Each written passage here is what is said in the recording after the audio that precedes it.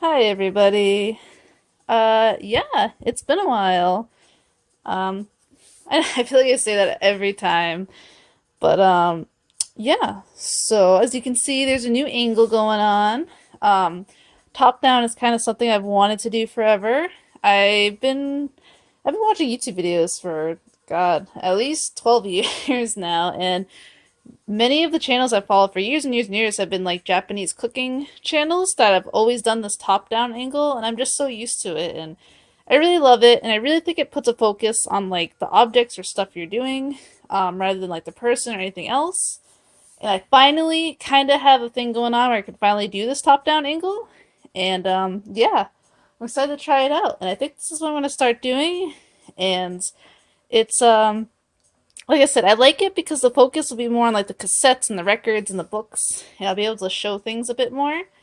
So yeah, that'd be really cool. But this is all new. We're trying stuff out, so hopefully this first one isn't too bad. But yeah, to get right into it, you guys, I have a massive, massive book haul. These are tons of books I've been hoarding for a while, and I just didn't want to talk about it. And yeah, thought I'd try out my new angle with this.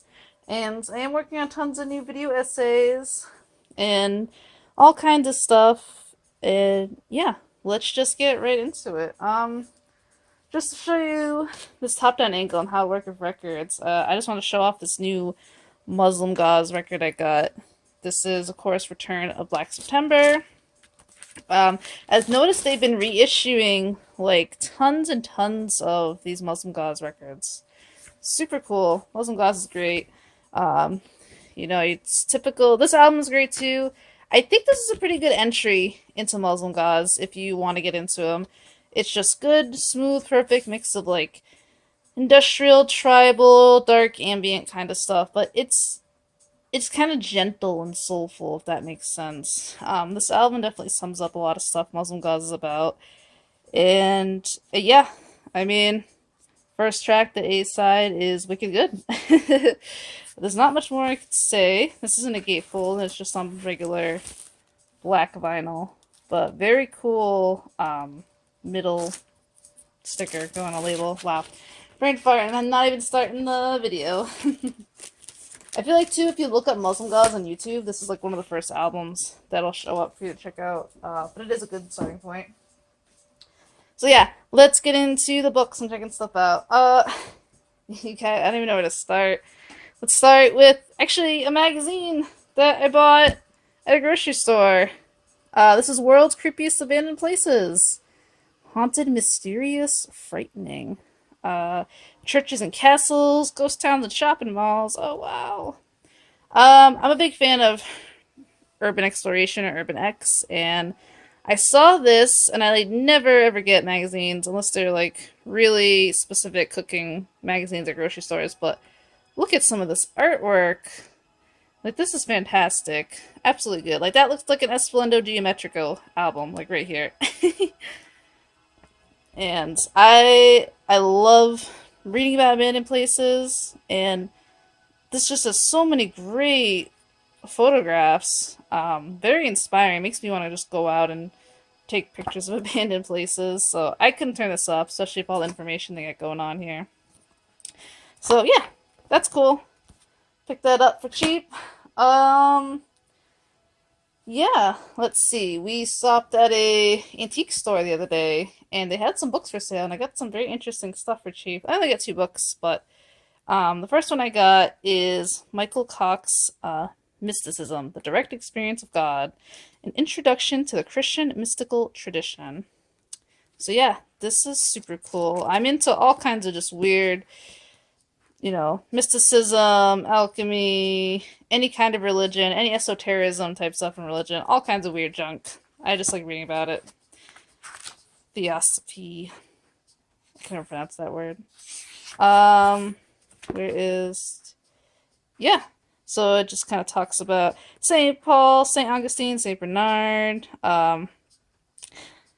In every age of the church, there have been men and women who claim to have passed beyond faith to a personal knowledge of God. To some, this supreme insight came unbidden. For others, it was acquired only after long and arduous preparation, the so-called purgative way. So, yeah, this book will be talking about that, which I think is very interesting. Excited to read that. And then I found this World Atlas of Cheese. I am obsessed with cooking history, with food history, and I just really love these big giant books. And this one's exactly what I love. This is just full color page, every page, tons of information. I mean, wonderful photographs, just talking about countries and cultures and their cheeses from around the world, and a little bit history of the people and the farmers and all the people that work so hard in our world that makes everything go around, so that even if it's just cheese, I mean, it's just important stuff and information on people that don't get a lot of attention drawn to them when they are so important to society. And cheese culture is cool. Actually, I've been learning about the whole history of like milk and cheese in China. It's really fascinating. They've actually had cheese for a very long time from like water buffaloes and using water buffalo milk and all kinds of stuff. So there's actually a book specifically on that I'd like to get in the future. But yeah, this is massive. So that's super cool. I got this wicked cheap and I love it. I can't wait to just read about cheese. Okay, did get some fiction. We stopped at one of my favorite bookstores that we haven't been since before COVID, and I thought I'd support them and give a bunch of money because that's what I do. But yeah, so let's start with The Lottery and Other Stories by Shirley Jackson.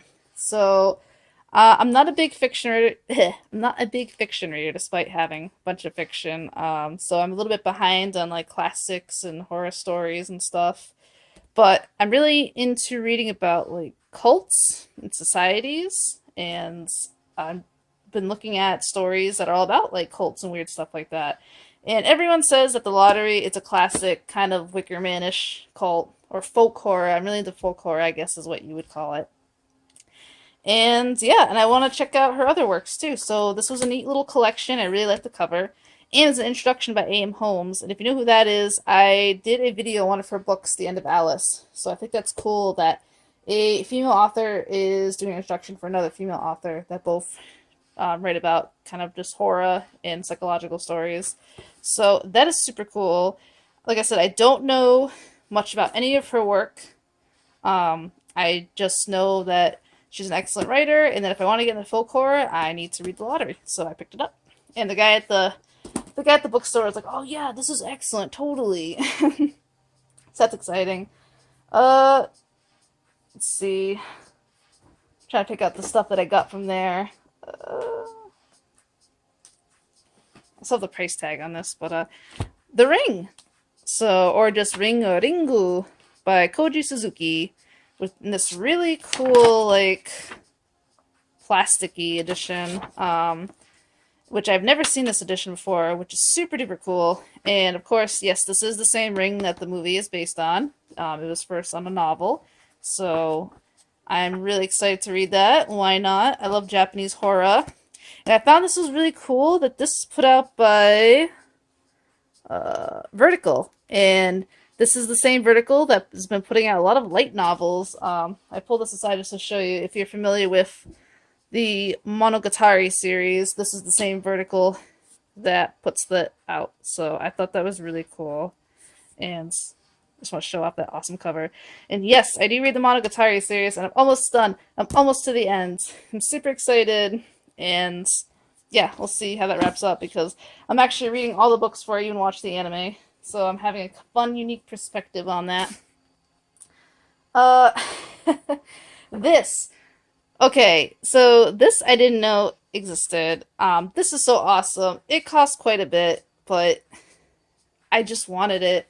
So if you know, I did a whole video on Warm Leatherette and about Crash and that book and how important it is to industrial culture and a lot of industrial musicians. So yeah, here's my copy of J.G. Ballard's Crash. So Crash is one of my favorite novels ever, and I'll put a link below to the video I did on Warm Leatherette. I worked really hard on it, and I was really passionate about it. That was such a fun topic about how many industrial artists will cover Warm Leatherette, which is a song based on this novel, Crash, which is, yes, about people who fetishize car crashes. So my copy of Crash is secondhand, and it this is one of my treasured possessions. It's just annotated by this person who's absolutely disgusted by this book.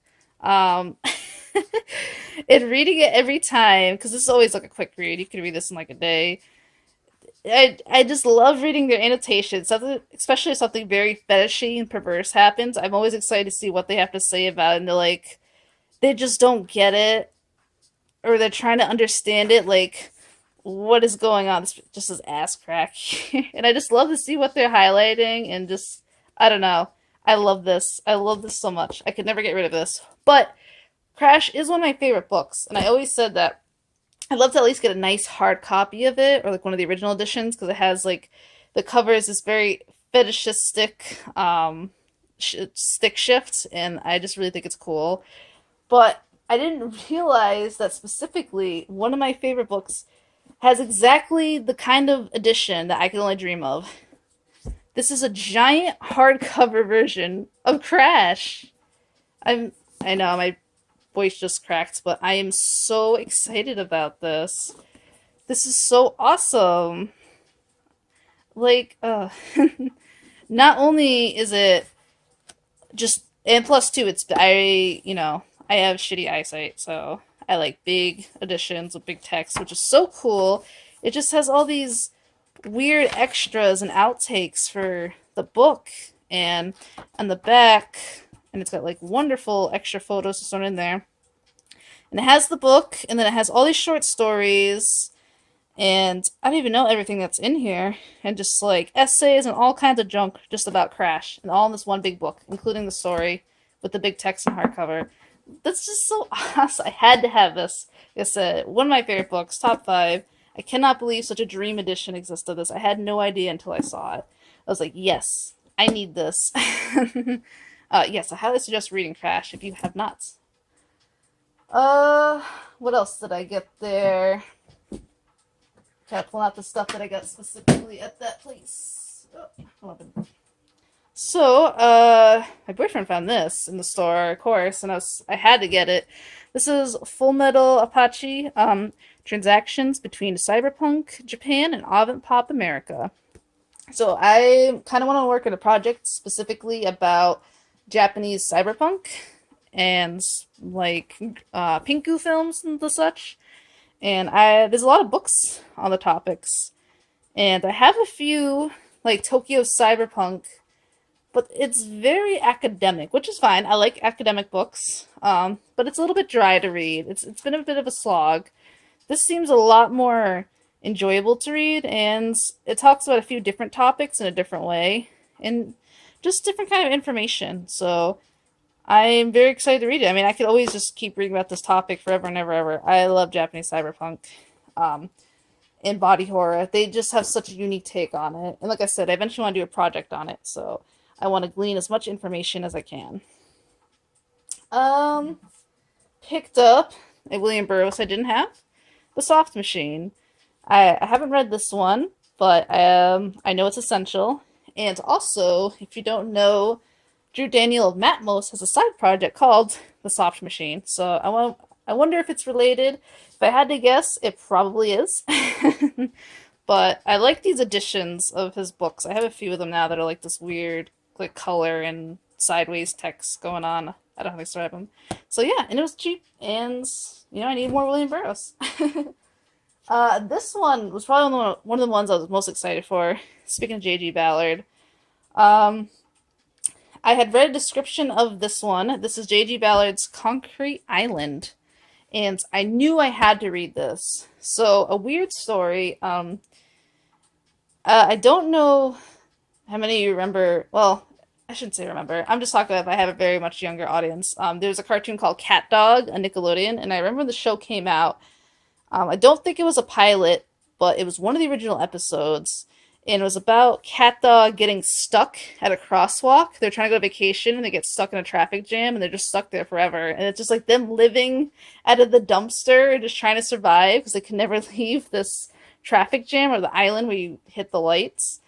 And it's imprinted on my mind. The episode is so surreal, and I always loved it as a kid. I'm like, this is so wild. I always think about that episode a lot. And then I read the description of this novel. I'm like, this is it. This is literally the same thing. And then I read a few wikis on like Cat Dog and JG Ballard, and they both think that that episode is inspired by Concrete Island, and it's just so crazy that an author that I'm coming to love wrote a story that inspired one of the most surreal cartoon episodes in my mind. Yeah. So yeah, this is about. I guess it's about someone who falls through a bunch of these highways and is stuck on a concrete island, and him trying to survive that in a very surreal J.G. Ballard way. So I'm super, super excited to read this. I know I sound very enthusiastic. um, Again, the same place. I got more, more J.G. Ballard. This is the complete stories of J.G. Ballard. Uh, this I was looking. I was hoping the Concrete Island was in here. It was not, but literally like every other. Let's see if we can see stories, and there's tons of stories. This is like the first page. Stories. You can pause that to read what's in here. Uh, Still, these are more of his stories that are in this edition. Super duper cool. I remember this being not as expensive as you would think, too. Yeah, this is. I mean, $30 isn't, cheap, but this is massive. This is just tons of J.G. Ballard stories. How many? Yeah, there's like 1,200 pages in here. Big tomb. I wish I could make it sound like. Yeah, this is for $30. That's not bad. I just really love his work, and I highly suggest it. And this might be a good place to start. I think Crash is a great place to start. Atrocity Exhibition is good, but it's definitely one of those more surreal ones. But I mean, you can start where you want, but Crash is good. I got another book by Jack Sargent. This is Flesh in Excess on Underground Film. And Jack Sargent wrote the Cinema Transgression book I had, all the stuff on No Wave, and I really like his writing. And he's written a few zines too. I think I talked about him in one of my last videos when I was talking about the As Loud as Possible zine, one of the zines. And I don't think it's only just about books and movies that inspired him. There's also like noise. He talks about noise albums and industrial and all kinds of stuff in this book, which is super cool. I'm looking for a page. Yeah, it's super cool. So, I mean, I never get bored talking about no wave cinema transgression and just movies in general. I can read about it all day, and I do when I get the chance. I'm trying to find boobies. Yeah, here it is. I immediately was turned to this page. I knew I had to get this book. This is one of my favorite noise comps. This is extreme music from Japan. First of all, the artwork is fantastic, but the tracks are really good too. You guys should totally check that out. But even just seeing that in this Jack Sargent, I was like, I gotta get it. So I checked that out too. Now let's see. More books that I got from them. This is all from the same place. I got the Anatomical Venus. So this is from the Morbid Anatomy Museum, and I thought this was from the same series of the Crucial Interventions book that I got, which is by Thames and Hudson, and I don't think it is. There's a few of these in this collection, like the Sickly Rose, which is all artwork on like old sickness drawings, people being ill, people having disabilities. And there's one too called the Smile Stealers or something like that, where it's all pictures of old school dentistry. Oh, look at that. This is all old surgery and surgical tools. And I talked about this book before. It's just so good. I want every book in the series, especially this one in the Sickly Rose. Like, look at that. Amazing. Just all this kind of art. I love it. Sorry about that. I had to switch over my camera because I can only shoot in 20-minute intervals. And I could talk a lot about these books. But yeah, this one was wicked cool, and like I said, I thought that this one was part of the same series, but I think it's just its own thing from the Morbid Anatomy Museum. But it's definitely it's definitely in the same style. But regardless, yeah, the Anatomical Venus, Wax God, Death, and the Ecstatic. So it's kind of more the same thing, but this is focusing more on death and post-mortem pictures and the obsession with preserving bodies post-mortem, especially female bodies, and the artwork that comes with it.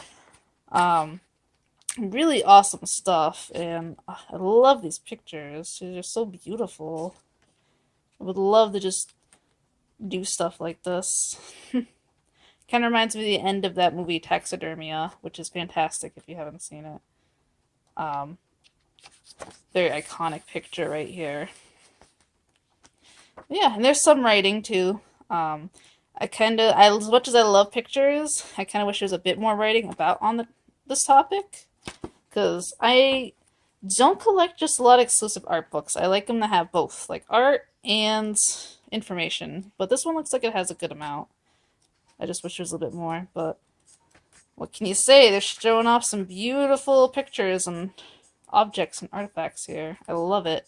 I just couldn't say no to this. I kept thinking like I don't need this, but I do, and I want to get all these kind of books. I just could not put it back. I was like, oh, you know. It's one of those things too where books like this is about the same price online as it was in the store, and it's like I'd much rather support a bookstore that I love than getting it online. So that's my excuse for buying a lot of these books. Okay, finally, just other various books that aren't from that store, but picked up for along the way. I finally got Chorchis Patel, Story of the Eye. I'm probably not saying that right. Batili? I apologize, but classic disturbing erotica, Story of the Eye. You know, it's up there with basically like 120 Days of Sodom and all that kind of awesome, amazing stuff that's good for your soul and brain. It's also wicked short. I didn't realize that, so I could get that done in one sitting and be like, wow, that was good. Probably. A Short History of Medicine. First of all, fantastic cover. I'm not a judge of book by the cover, but I couldn't help but notice this book because of the cover. I'm sorry. I can't help it, but I've always liked DK books. They're fun. And it is what it is. It's a short history of medicine and development of medicine and vaccines and kind of a history of surgery, which I kind of want a book that's exclusively about that. That would be really cool. I haven't looked, but I wonder if there's like a whole book of history of like on phlebotomy and bloodletting exclusively. That would be cool. And that is my job, so of course I'm interested in it. But this is also great because it's the perfect balance of like pictures and information. Like I love this. I love this style of book. This is fantastic. This is how you do it. This is how you do a fun informational history kind of book. Really, really fantastic. I'm really excited to check this out. So I bought these. So this and these next two are from Barnes and Noble. I had a day where I hung out at a strip mall all day, and it was kind of a special day. I got a lot of stuff done, a lot of important stuff, and I was like, whatever, I'll buy some books to finish off the day, and I did. And I found two books that I've been meaning to get. So this was actually cheaper at Barnes and Noble's online. This is the Book of Thoth. I have a mild interest in tarot, and a lot of people have told me on forums that this book helped them at least understand like tarot and what it is and the cards, which I find important. If I'm going to get into something, I like to understand the whys and yeah, why things work and how they work. That's how I like to learn. Not just like, oh, do this and this means that. It's like, well, why does it? And a lot of people said this is what that book is all about. Not that I have like the biggest interest in tarot. I do find it interesting, but I like reading about this kind of stuff. The fact that it's by Aleister Crowley doesn't really mean anything. I don't really care. I just am interested in learning about this. It's been suggested to me a lot.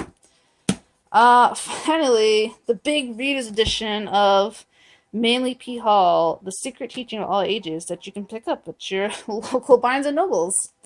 Um, I actually bought my boyfriend I meant to grab it and show it you guys, but it's downstairs and it's kind of in a good spot, so I don't know how to move it. I have the big, huge, blue, golden book that's really massive and has all the original drawings in it, and it's really beautiful. But the text is wicked small. It's like that big in these giant pages, and it's a lot to take in. So, it's good to have one that I can read a lot easier. But yeah, this is on my journey to become a true alchemist. No, I just find this stuff very, very cool and interesting. But maybe it is on my quest to find the Philosopher's Stone and return my brother's soul. But yeah, it's fun to read about all kinds of esoteric stuff when you're bored. I like it. Speaking of authors that I love want to get into, this is more art research. This is Horror Hospital Unplugged. I actually got this not because it's art research, even though it would be cool to own all of them, but because it involves Dennis Cooper. And next to Mishima and Ballard, Dennis Cooper is an author that I really, really love. I've read like only 2 of his books, and I'm so invested in just how he writes. It's just so dark. It's so dark humorous. It's fast paced. It's gruesome. It's gritty. It's weirdly kind of endearing in a vicious kind of way. I was writing. I don't know. I'll explain it. It's very interpersonal, and I just love it. I love how raw it is. So I want to get anything that involves Dennis Cooper, anything at all, and this is one of them. And plus, I mean, look at the artwork. Just, oh, this will be a fun read. I love this kind of stuff. Some of this art kind of gives like a Boiled Angel vibe. Does anybody know that comic? Let me know if you guys know about Boiled Angel. What's your favorite kind of crazy American comic? Like Western stuff, I should say. Maybe not American, that was a bad choice. Western comic. Mine he's right behind me actually, is Mackie's, Tricky Crow. I am a huge, huge, huge Mackie's fan. I'm also a big fan of Uncle Scrooge comics. But those are my favorites. We're finally getting to the bottom. I used to pick this up too at a record store. This is Thought Forms. This is another weird Sacred Bones repress, or look into, like, they repress old books and fix them up, which I think is really cool. I got one of the first ones they did as a gift, and I love this so much. This is The Color Problems. This might have been the very first book they ever like redid up, and they make it look like you would as if you found it out in the wild, like kind of older style. I just love this so much. Yeah, Practical Manual for Lay Student Color. So cool. I talked about this a long time ago when I first got it, like 2 years ago. But yeah, this is another one in that same mindset by the same people. It says, according to the Theosophical Society, thoughts and emotions create distinctive patterns of color and form in the human aura, visible only to those who are gifted with a sufficient degree of clairvoyance. Thought Forms, originally published in 1905, features 58 original color illustrations showcasing society leaders, Besant, and Leadbeater's impressions of the aura. This occult masterpiece has inspired a century of artists, thinkers, and spiritualists, from Wassily Kandinsky to Piet Mondrian. So yeah, very cool. It's still in its shrink wrap, so I was lifting this up to kind of read off of this about the light reflecting, so I apologize about that. I love that. But yeah, I'm excited to read this too. Yeah, lots of crazy stuff. Fill my mind with all kinds of weird knowledge, and I love it. Okay, last but not least, this is a final book that I got from the bookstore where I got all the JG Ballard stuff, the comic book store. This was the first thing I saw there, and I have the other one, and I didn't know. Actually, I did know they repress. I keep saying repress. They republished this book. It was out of stock. It went for like $300. This is part 1 of Murderous Passions: The Delirious Cinema of Jesus Franco, Volume 1. They finally put this out, and it's already being sold out on many places. And of course, shipping's ridiculous, so I was really happy to see this in store. If you didn't know, these books are by Stephen Thrower, and that is the Stephen Thrower of Coil. So that is wicked cool. I have the other one here. I think I've showed this before. This is volume 2, Flowers of Perversion, by Stephen Thrower. And finally, we have volume 1. And yeah, these are just amazingly beautiful tomes, just all about Jesus Franco, or just Franco, some people know him. Just movies and works, and I think the person at the comic book store said this was expanded now too, which is super cool. Just wonderful photos. Jesus Franco is definitely a love him or hate him. I love him. I don't think he's as good as Gene Rollins, but he has some really beautiful and awesome works, like Vampire Lesbos, She Killed in Ecstasy, Venus and Furs. Uh, what is the Frankenstein movie called? I haven't. I can't think what it's called, but it's a good one.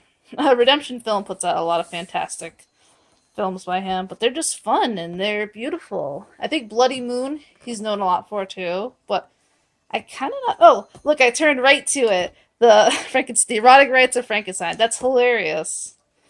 Yeah, this movie was great. That's funny. I turned right to that.